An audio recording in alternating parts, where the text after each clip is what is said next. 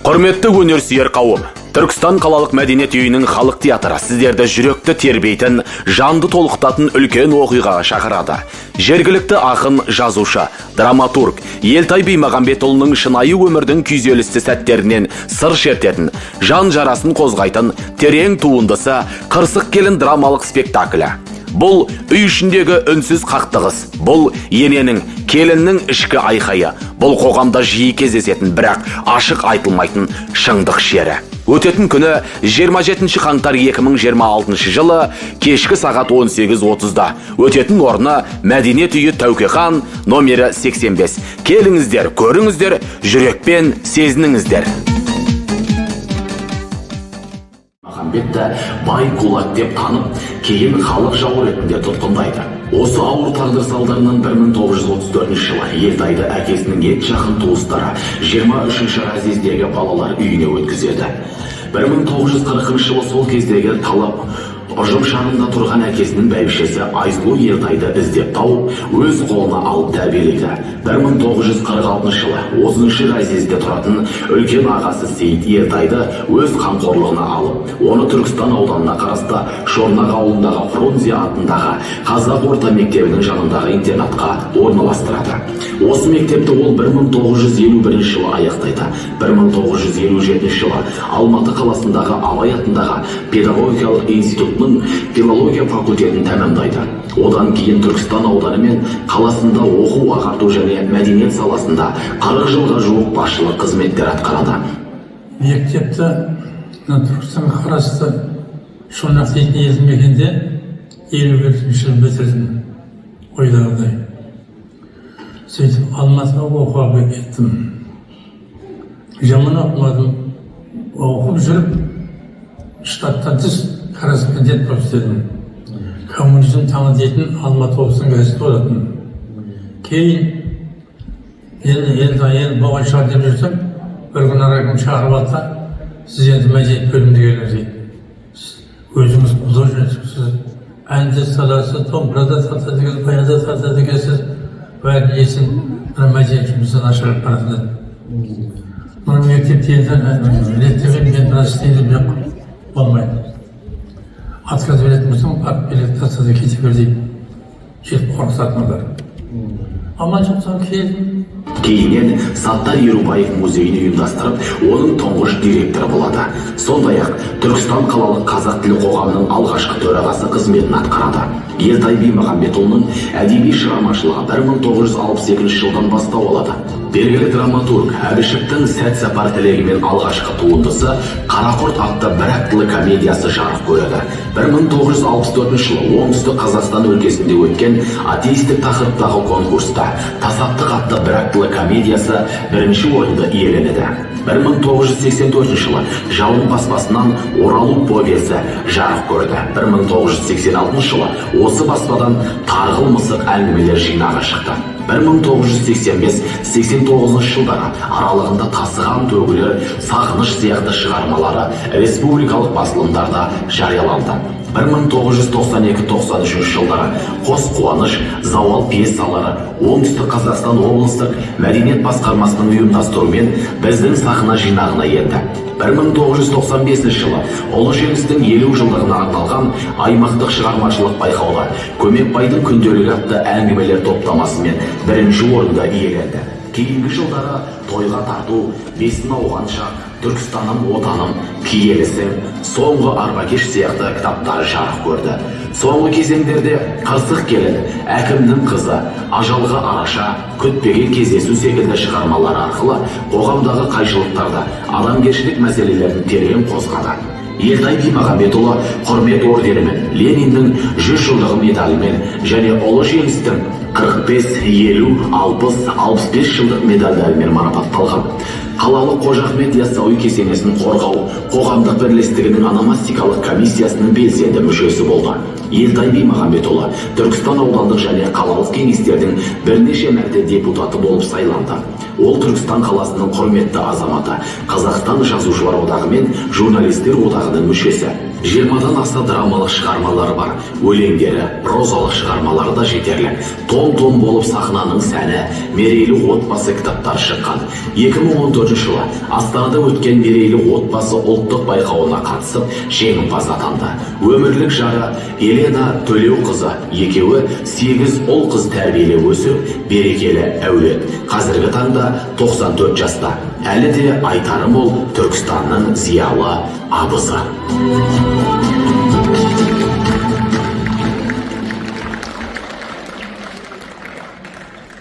Майлы қожаның термесі Өсиет. Сахнада Тұрыскелдиева, Майгүл. Қарсы алыңыздар.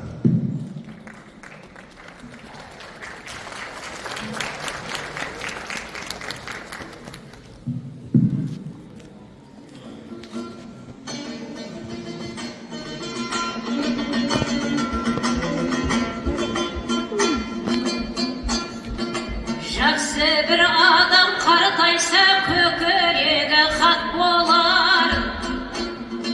Жаман бір адам қартайса өксіп бір жанған от болар.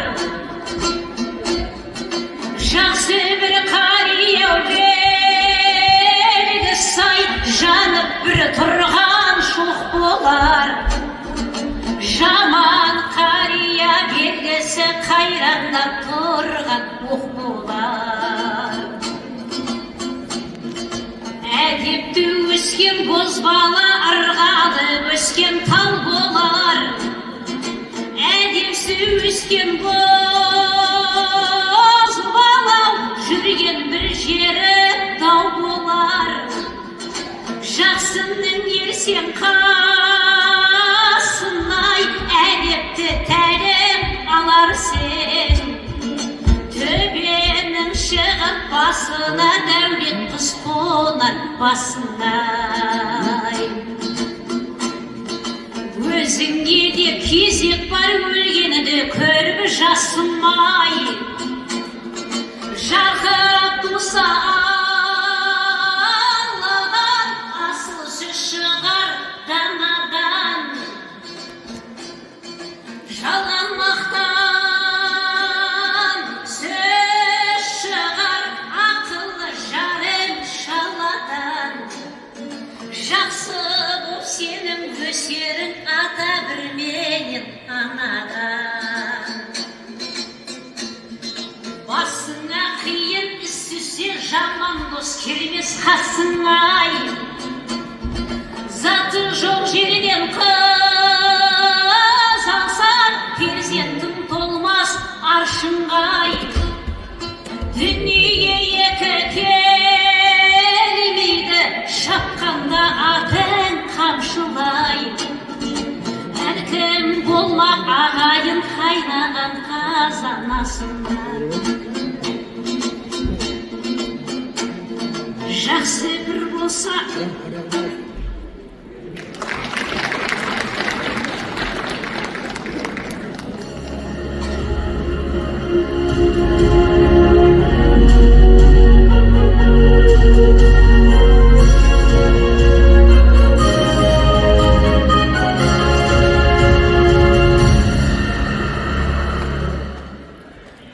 Армысыздар, қадірменді көрермен, құрметті өнер жанашырлары. Бүгін біз киелі Түркістан төрінде өнердің шырағын жағып, тарихы терең тағылымы мол ұжым Түркістан қалалық мәдениет үйі жанындағы халық театрының әртістерінің орындауындағы жергілікті ақын, жазушы, драматург, Қазақстан жазушылар одағының мүшесі, танымал қаламгер Елтай Бимахамбетұлының «Қырсық келін» атты шағын драмалық спектакліне жиналып отырмыз. Барша қадірменді қонақтар, зиялы қауым, өнер сүйер қауым, қош келдіңіздер. Бұл шығарма отбасы болмысындағы қайшылықтар, ұрпақаралық көзқарас, айырмашылығы, әйел образы мен аналық мейірім төңірегіндегі өзекті тақырыптарды көретін шынайы туынды. Елтай ағаның бірнеше драмалық шығармалары бар екені баршамызға мәлім. Біздің театр бұған дейін өлімнен ұят күшті қойылымын сахналап, көрермендерге, студент жастарға ұсынған болатын. Бұл автордың өз қаласының жастарына арнаған асыл арманын жүзеге асуы еді. Сонымен қатар Қырсық келі драмасы да жастар мен өнерсүйер қауымға арналған қойылым ретінде сахналанып келеді. Бүгінгі қойылым зиялы қауым өкілдеріне, ардақты қонақтарға ұсынылып отыр. Елтай ағамыз қазір 94 жаста. Қол соғып қошеметтеп қойсаңыздар да болады. Бірақ өкінішке орай денсаулығына байланысты бүгінгі кешімізге қатыса алмай отыр. Бірақ та бүгін Елтай ағаның өзі қатыса алмағанмен оның орнына отбасының ұлдары мен келіндері, немерелері келіп отыр. Тұла бойы тұңғыш ұлы Бақытжан, ұлдары Батыржан, Бауыржан, Нұрсұлтан сіздерді бүгінгі кеште көргенімізге қуаныштымыз. Ендеше құрметті қонақтар, сөз мәдениет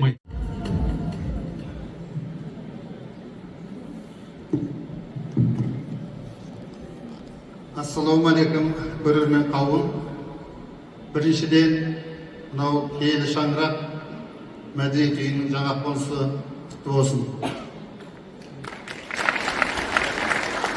Екінші, мынау жақында ғана аттап кірген жаңа жылымыз жылқы жылы тағы да құтты болсын. Мына жаңа ғимаратта жаңа қойылымдар мен көпшіліктің назарына ұсынып отқан әкеміздің Қырсық келін деген елінің бүгін енді тұсаукесер қойылымы болайынып жатыр. Соған қазір көп болғалы отырмыз. Енді жердегі актерлар кәсіби актерлар емес, халықтық театр кәсіби болмаса да халықтың көңілінен шыға білетін үлкен талантты жастар бар екенін көзім жеткен.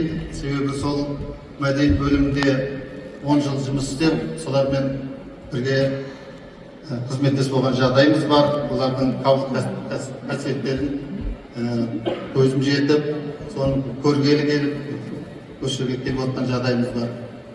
Енді бағасын қазір көпшілік көрермен бере жатар. Ал мен мынау шығармашылық топқа шабыттары шарықтай берсін, өнерлері өрлей берсін, халықтың көңілінен шығып, көрермені көп болып, осындай жақсылық елерге көп болып жүре берейік. Еліміз тыныш, жұртымыз аман болсын.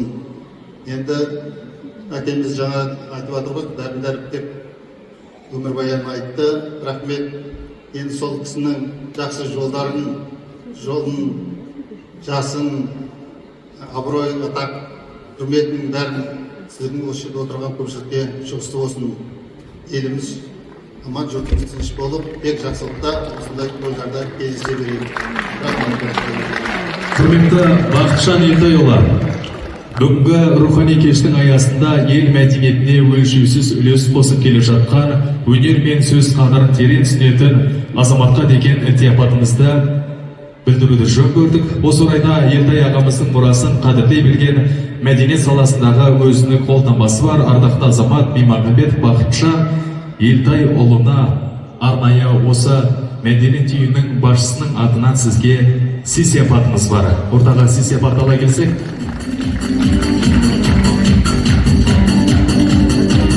Қолдап қошеметтеп қойыңыздар, құрметті көрермендер.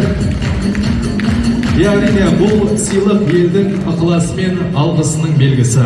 Қабыл алыңыз, берекелі шаңырағыңызда ырыс пен бақыт алып келе берсін. Көптен көп рахмет, орындарыңызға шайғаса берулеріңізге рұқсат. Қойсаңыздар тағы құрметті көрермен.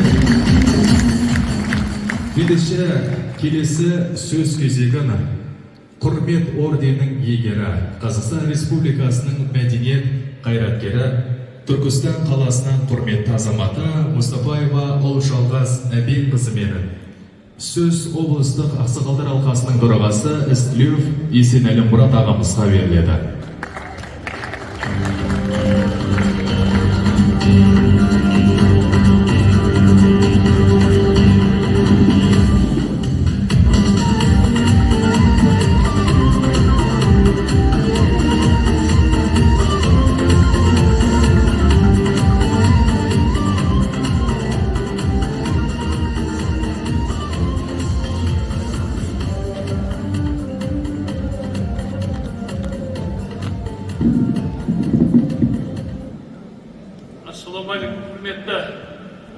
Бүгінгі мынау спектакльге келген қонақтар, бүгін біздің Түркістанда деп айтуға болады, үлкен бір іс-шара өтіп жатыр.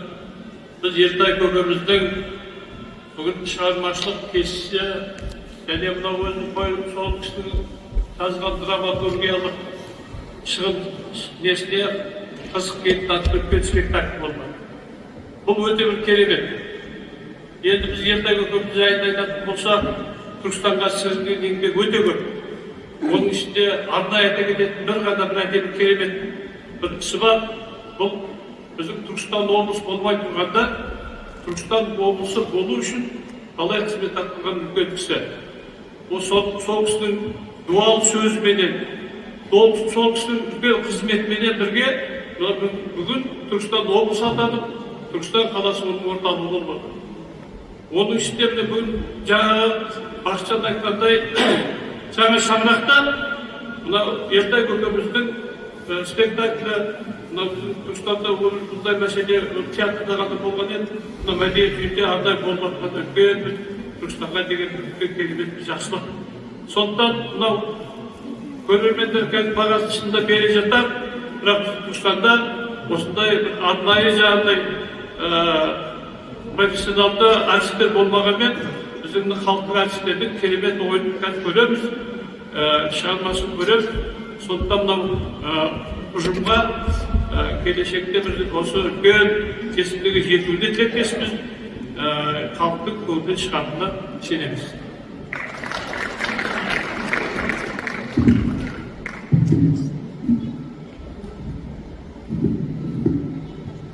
Армысыздар, құрметті бүгінгі жиналған қалайық, мен сіздерге рахмет айтып басым деймін.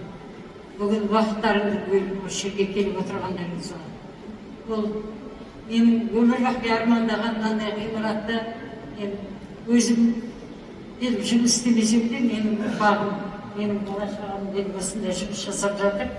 Бүгін енді Ертай ағамыздың үлкен сахналық қойылымын қояйын деп Түркістан қаласының бұл мәдениет үйінде 5 халықтық ұжым болған.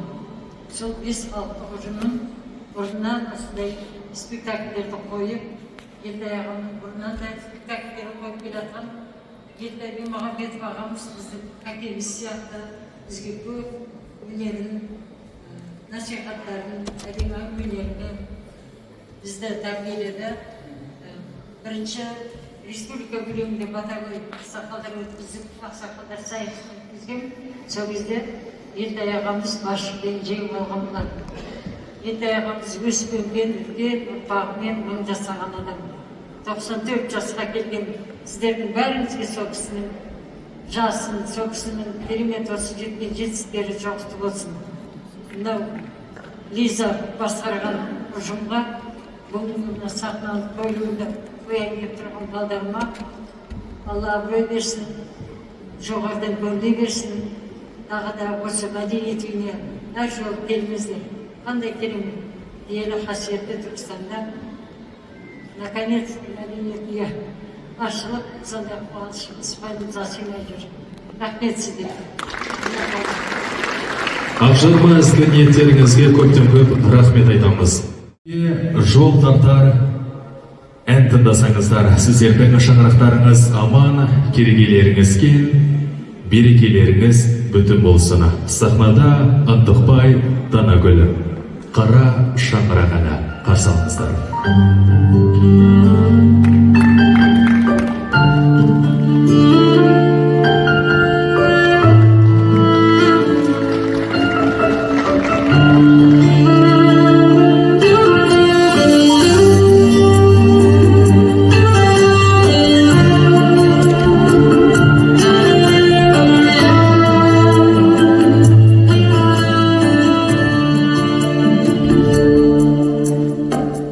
Қара шаңырақ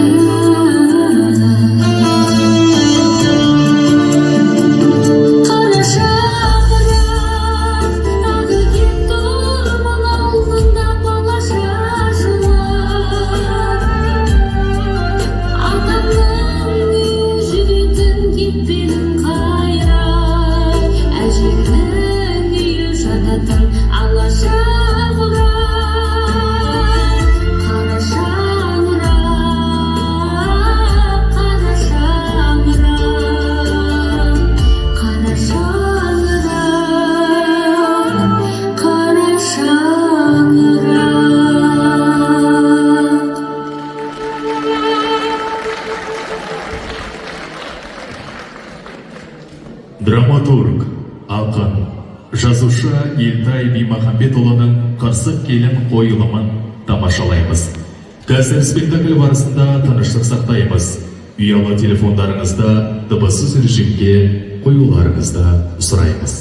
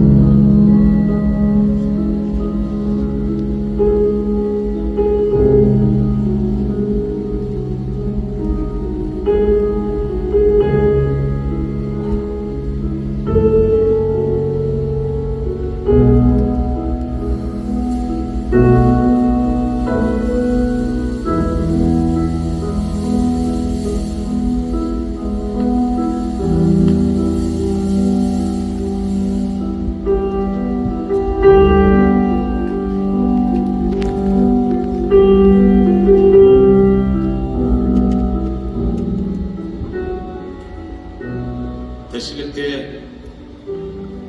адам баласы неше түрлі күйге түседі.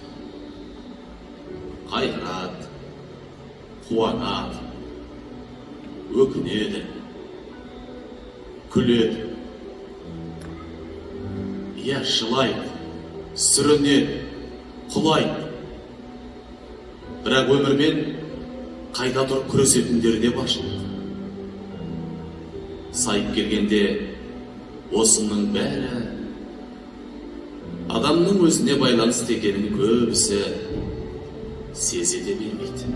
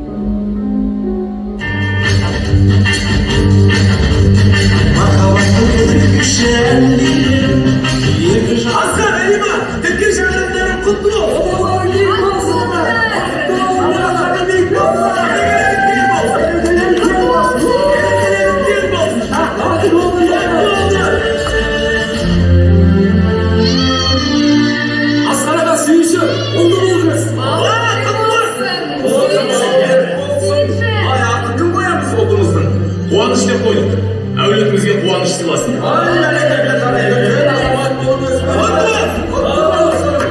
Әкеме сүндетке отырдым. Әкеме үлкен жігіт болдым, әке. Жарайсың балам, бар үмітіміз сенде. Әке, апа, мен өскенде сіздерді бақытты етем. Барлық армандарыңызды орындаймын. Апа, мен жоғарғы оқу орнын қызыл дипломмен бітірдім. Мен енді сізге келін алып келемін. Біз енді бақытты өмір сүреміз, апа. Сіз немерелі шөберелі боласыз, апа.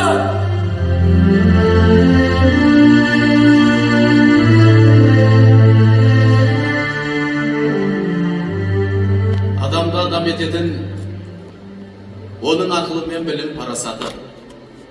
Ал осының бәріне төрелік ететін жүрек. Және жылуы жоқ жүректің қуыс кеуде екенін де ұмытпаған жөн. Бірақ дегенмен де әрбір перзенттің ата-анаға деген атқаратын көп деген міндеттері де бар.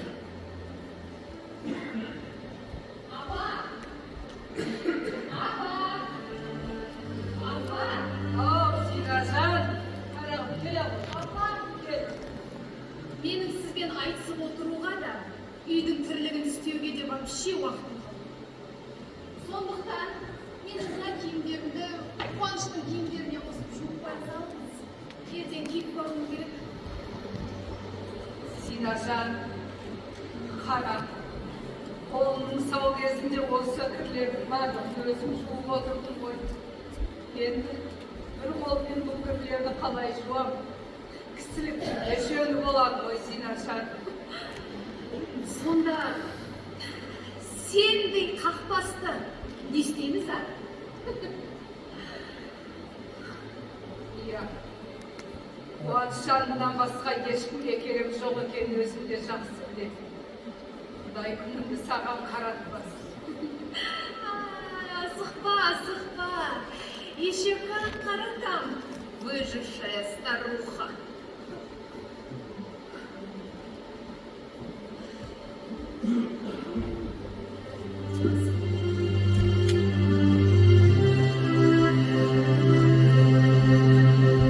Осыдан қуаныш келсін.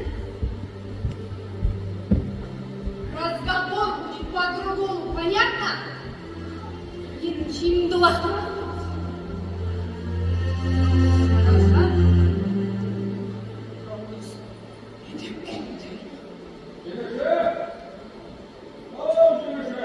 Ой, қалабай.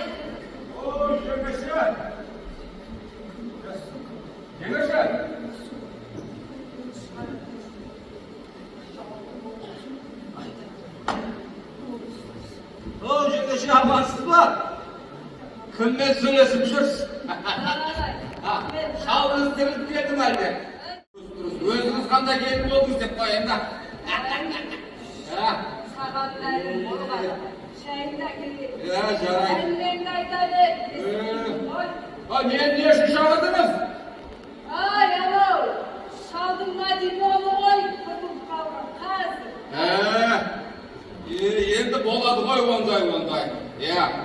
Үйде кішкене былай отсаң сылдырлау керек қой, өз заңдылық қой бұл. Сөйтіп барып бүйтіп теңеседі ғой бәрі. Көреді, енді жас болған соң білмей жатқан шығар дегендей ой ғой. Осы бұзып қалды ма? Енді түсінемін, ана келініңіз бала көтергеннен кейін кішкене мінез құлқы да пайда бола бастады оның. Алла. Мейлі, алып келіңіз. Қазір тексеріп көреміз. Айналайын. Дұрыс. Ана, бала көтергеннен кейін сол баласын не деп санап жүргенді? Сізге бұлай әңгіме айтып қойып жатыр ма? Ай, баяғыда. Болады. Сау кезінде тамақтың бәрін өзім жасап қоятын. Сол кезде мақтауы бар сияқты. Қазір мақтауы орнына даттауы Дұрыс, енді келер бір қалыпқа, бірақ енді білмеймін, енді бұл сәйкестік па? Бұл енді көргенді айтасың ғой, енді айтпасаң бұл іштен тұншығып ол бытшып болады ғой. Осы айтайын ішімдегіні. Жеңеше, осы келініңіз келгені бері деймін да, осы үйде бір қырсық кетпей қойды ғой, қырсық айналып кетпей қойды.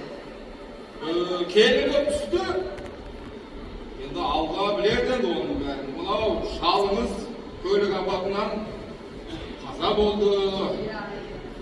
Бұдан соң сіздің қолыңызға бір жаман жара шығып, ол емделмей, оны кесуге тура келді. Білмеймін, сәйкестік шығар. Содан соң мана үйде ешкім жоқ. Үй құлтаулы тұрады. Ана иттеріңіз байлаулы 3 күн бойы ыстықта бейшара болып, ол қайтыс болды. Осының бәрі білмеймін, сәйкестік шығар бәлкім. Енді келіннен емес, білмеймін, мен іштен айтамайым. Анау шалдың жақсы көретін мысығы болады деді ғой, тартып. Сол марқұмдарды айналшықтап қастан шықпайды. Шал келген айналшықтап кейін шықпайтын болды. Ана ауруханаға жатсам, мысықтап жоғалып кетті ма? Ана қора-қопсықтың барлығын шығармасып кетті. Қарабай, келін жалтыраған бір болмаса, иманлығы азайып барады ағайлар. Мейлі, әйтеуір маған қуаныштар, мен бақытты болса болды. Бақытты болса болды.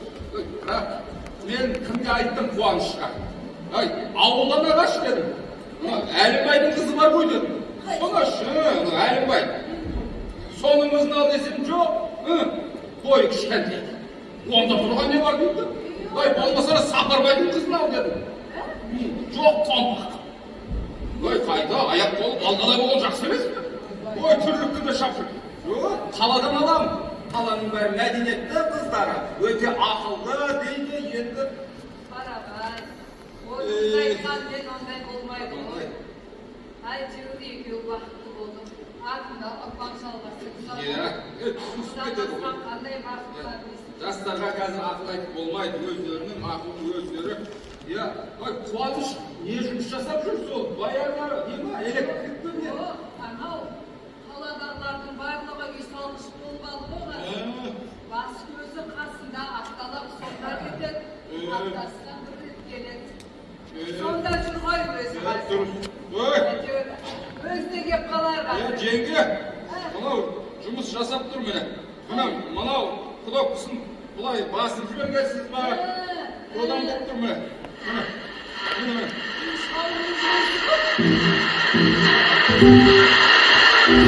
Білегін бесі қылған қарызбын ақшашына, жүрегін есіз қылған жұмақтың бақшасына. Тербетті тал бесікте тербеліп қалды фәни,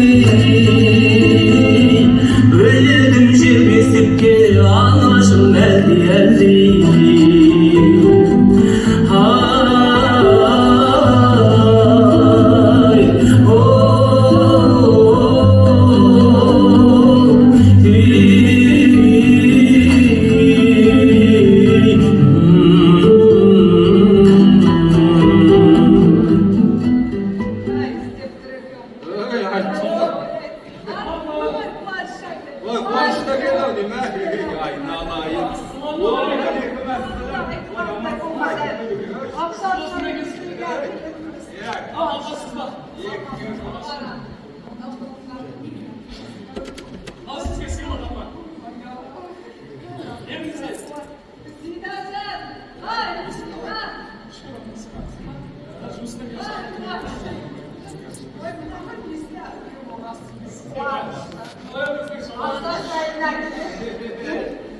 Бала деген сол ғой. Анасын ойбай.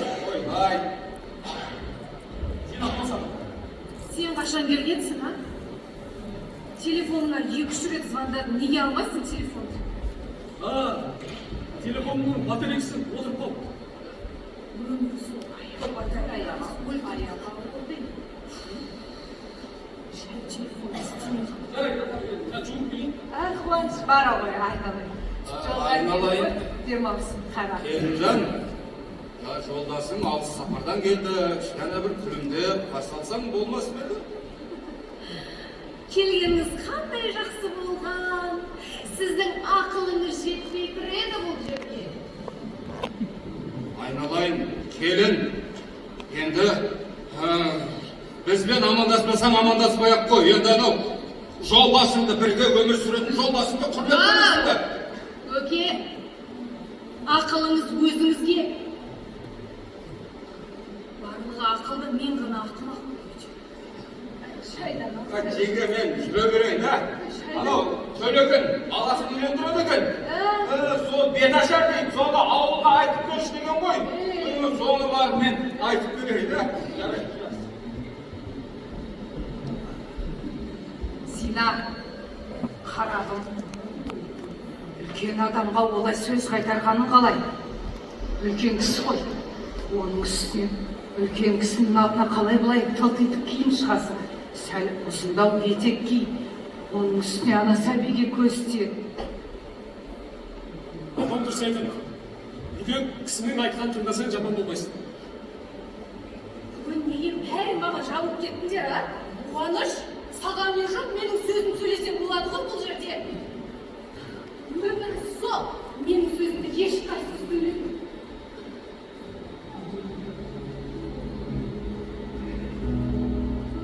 Қуаныш, аяғы ауыр ғой, өзі жақын арада сәби болады.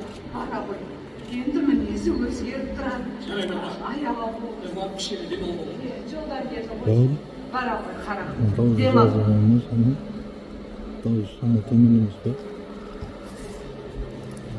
Аяғы ауыр болған соң. еркелік шығар қайдан.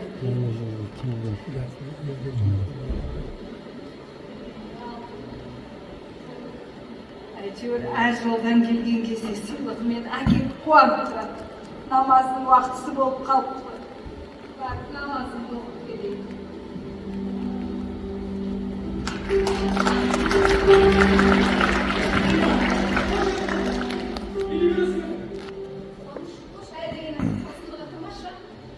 Енді маған нағыл дейсің, тоқ етерін айтшы.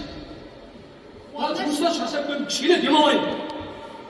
Маған мұндай өмірдің түкке де керегі жоқ. Потому что мен постоянно испытательный срокта жүрген адам сияқтымын. Қуаныш, вот я чувствую, что сенің шешеңе менің еш жерім ұнамайды. Енді ұнамаса не істеуіміз керек? Адам сияқты өмір сүруіміз керек. Ол үшін не меніме боласың, не шешеңме боласың, бір Адам айтсам. сияқты өмір сүру үшін. Енді апамды үйден қуып жіберуім керек пе енді?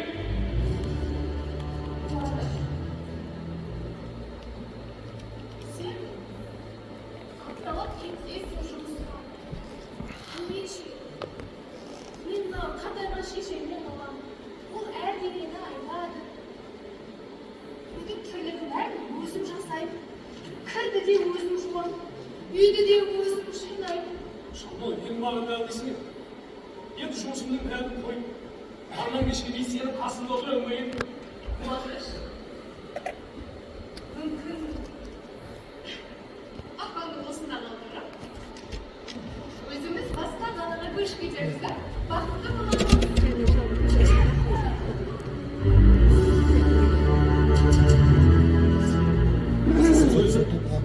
Апам жалғыз болумен қалай тіршілік етеді?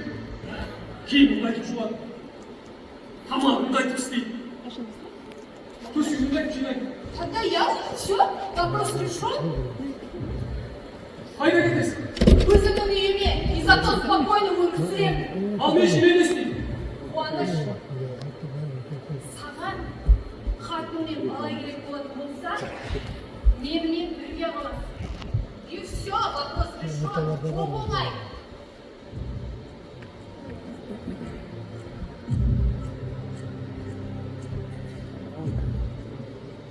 Мен апамды тастап, ешқайда бармаймын. Кетемін десең, өзің кете бер. Сен апамды таста. Солай болды ғой, иә? Онда мен кетемейсіз ба? Кетемін. Кетпейсің, ешқайда да бармайсың, тоқта! Ертеңі жылқыман Тоқта беріп саған! Ешқайда бармайсың, тоқта! Зинажа, Қуаныш, ақылын сөйлесеңіз. Қамдық, көршінің барлығы дауыстарыңды естіді ғой.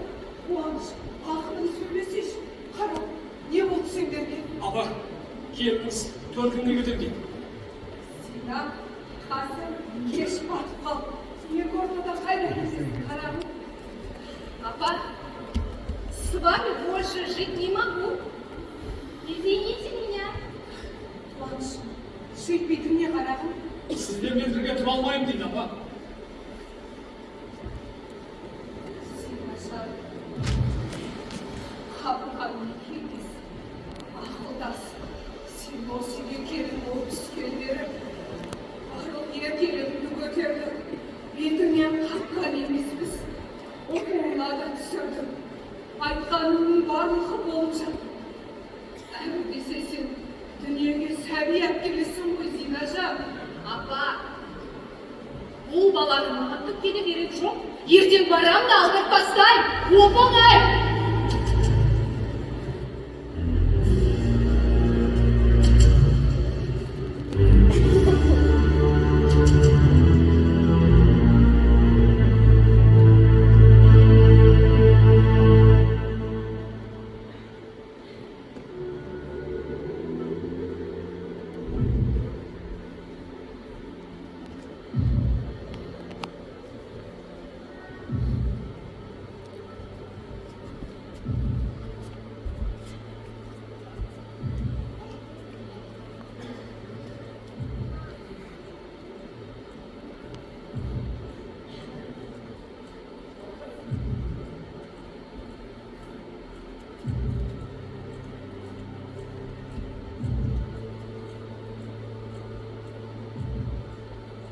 Gel oturalım Kıvanç. Kıvanç. Bak şimdi. Köylü degen осы болар. Жақында дүниеге келетін сәбидің обалына қалмайын Қуаныш. Не көрсем де мына мен бейбіт қақпас көрейін. Қуанышжан.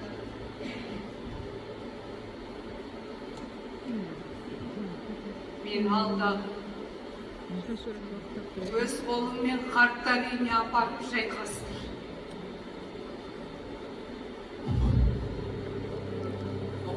Не деп тұрсыз апа? Мен сізді қарттар үйіне апарып тастап, қайтып жер басып жүрем апа. Сіз не деп тұрсыз? Қуаныш, сағынсаң келіп тұрарсың балам. Ұрпағыңды көбейт. Өз өніңді мен асарымды асап, жасарымды жасадым Қуаныш. Сіз шынында осындай шешімге келдіңіз апа. Осы менің сөзім. Мен сізді қимаймын апа, мен сізді сағынамын ғой апа. Қуаныш. Осы менің сөзді доғарайық. Сағынғанда келіп тұрарсың Қуанышжан. Ой, демекші апа, өтінем.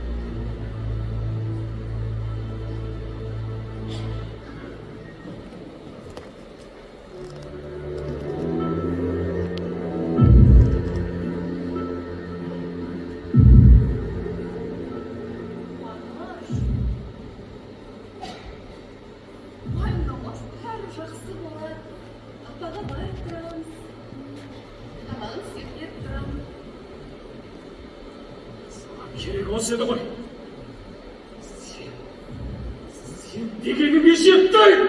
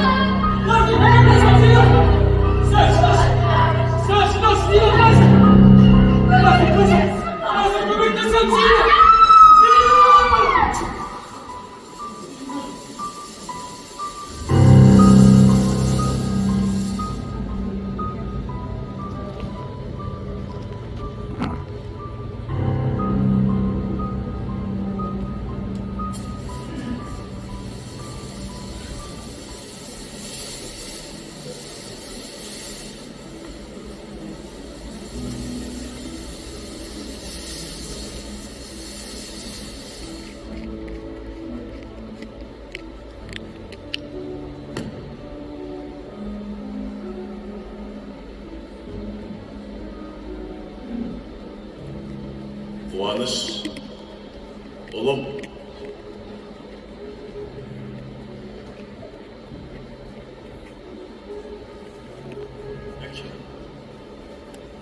Әке, Саған не болды? әке, сізден жасырмай басшылық әке. Апам мен келініңіздің басы піспеді. Келін, Келініңіз баланың үстінде қазан болды. бала ше. Бала да кетті әке. Сөйтіп жалғыз өзім қалдым әке. Көрдің бе ұлым? Жалғызда мейірім болмайды. Міне, сол расталды. Кімде-кім өзінің ата-анасын разы етсе, жаратқанның разылығына бөленеді. Ал кімде-кім өзінің ата-анасына қарсы шығып, оның айтқанын істемесе, онда ол Алланың қарғысына ұшырайды. Дұрыс айтасыз әке. Өзімді әбден ержеттім, пұшайман болып ұялдым. Жерге кіруге сәлем қалдым әке. Ұлым, есіңде болсын. Әрбір перзент өзінің ата-анасын сыйлау, құрметтеу, ата-анасына қарсы келмеу, олардың жолын кеспеу, сөзін бөгемеу, әрбір перзент үшін парыз. Есіңде болсын. Парыз. Әке, мен енді бәрін түсіндім. Мен бәрін түсіндім әке. Мен енді қайтсем де апамды қарттар үйінен алып қайтам. Е әке, мен қайтсем де апамды қарттар үйінен алып қайтам әке. Әке, мен енді бәрін түсіндім әке. Мен қайтсем де апамды қарттар үйінен алып қайтам әке. Мен түсіндім. Бақытжан, ұлым. Анашым, мен сізді қатты сағындым аға. Бақытжан, жағдайың дұрыс па? Өзің жүдеп кетіпсің ғой, қарағым-ау. Енді бәрі жақсы апа. Мен мұнда келген себебім сізді бұл жерден алып кету. Қабырғанмен кеңестің бе? Зинажанымен сөйлестің бе? Жоқ, енді оның бәрі бітті апа. Соңғы кезде әкем жиі түсуге кіріп жүр. Соңғы көрген түсінде келініңіз ұлтылыпты дейді. Ал әкем болса, сол нәрестені қоржынға салып, келініңіздің қолынан жетектеп кетіп барады екен. Бақытжан, ұлым.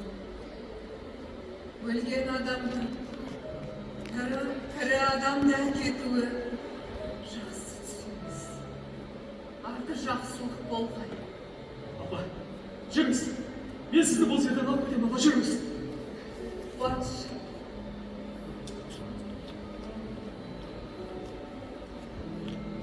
Қайда жүрсең де, жолың оң болсын, Қуаныш. Жолың ашық болсын, Қуанышжан. Енді бәрі кеш. Енді бәрі кеш, Қуаныш.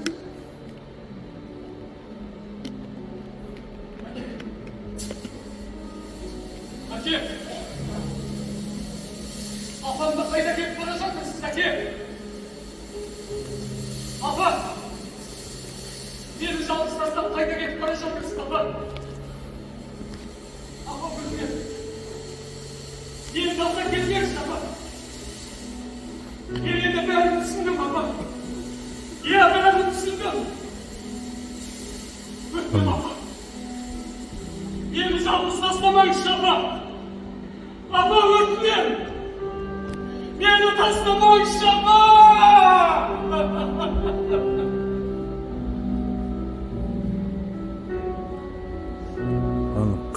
Келin otur mana жерде.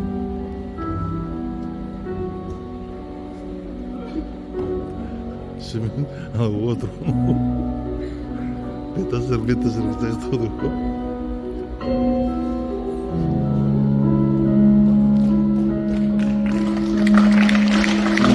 Ananın kadrin bil amanında. Külküsü seyilmesin şanarında. İzdeme şumağımdı özgelerden. Şumақтың кілті анаңның табанында.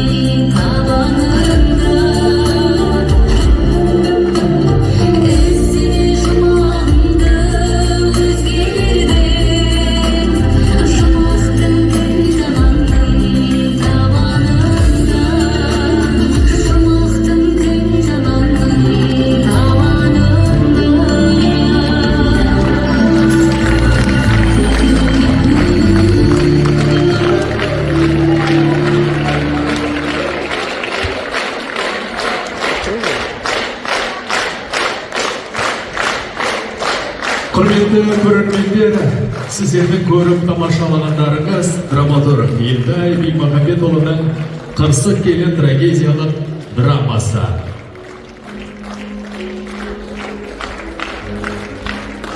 Қолда қошеметті қойыңыздар.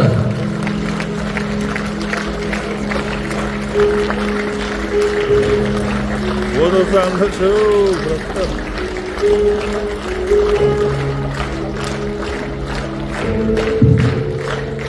Рахмет. Рөлдерде анасы Алима, Жадыра Сейдахметова, ұлы Қуаныш, Ғалымжан Жакипов,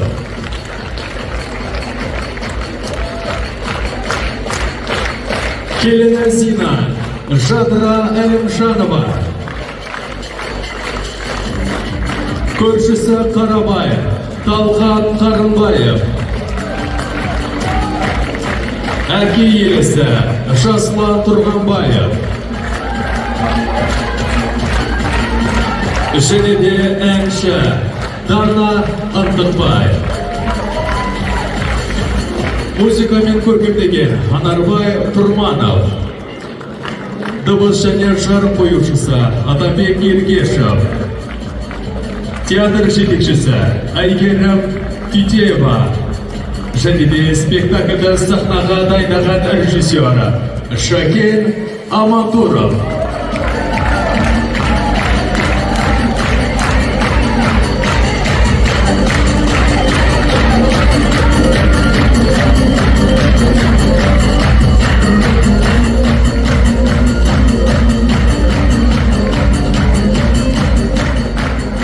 Құрметті түркістандықтар, бүгінгі қойылым тек театр сахнасында көркем туынды емес, бұл өмірдің айнасы, театр тәрбие мен тыным мектебі, сахна рухтың мінбері. Сізбен біз шындықпен сырласқан қоғамның үнін тыңдаған бір ерекше кештің куәсі болдық. Енді сахнаға шығып, ой пікір айтатындарыңыз болса, ортаға салыңыздар, бар болса өтінеміз. Ортада бар ма ой пікірін айтатын жандары? Микрофон өздеріңізде. Ортаға шығып,